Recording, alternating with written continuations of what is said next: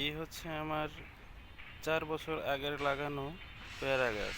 তো গত বছর এই পেয়ারা গাছটিতে তেমন আশানুরূপ ফল পাওয়া যায়নি, তাই আমি এটা একদম হার্ড প্রুনিং করে দিয়েছি। দেখুন, হার্ড প্রুনিং করার পর এখন গাছটিতে নতুন অনেক সুন্দর সুন্দর শাখা প্রশাখা এসে পুরা গাছটি ভরে গেছে।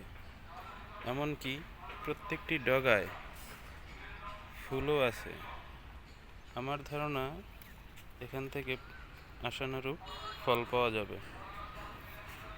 গাছটি সুস্থ এবং অত্যন্ত সতেজ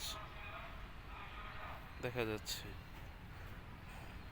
দেখুন, যেসব গাছে পেয়ারা ধরতেছে না, অনেকেই চিন্তায় আছেন, তারা এইভাবে হার্ড প্রুনিং করে দিবেন, তাহলে ইনশাল্লাহ প্রত্যেকটি ডালেই পেয়ারা ধরবে।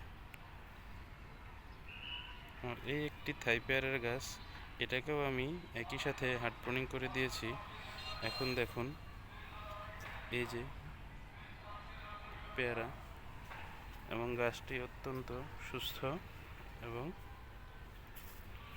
রোগবালাই বিহীন।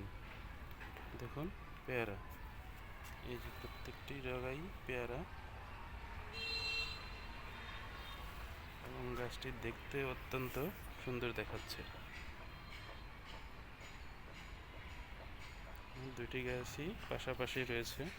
এটি হচ্ছে থাই পেয়ারা আর এটি হচ্ছে মাধুরী, ভিতরে লাল কালারের হয়, অত্যন্ত মিষ্টি একটি পেয়ারা।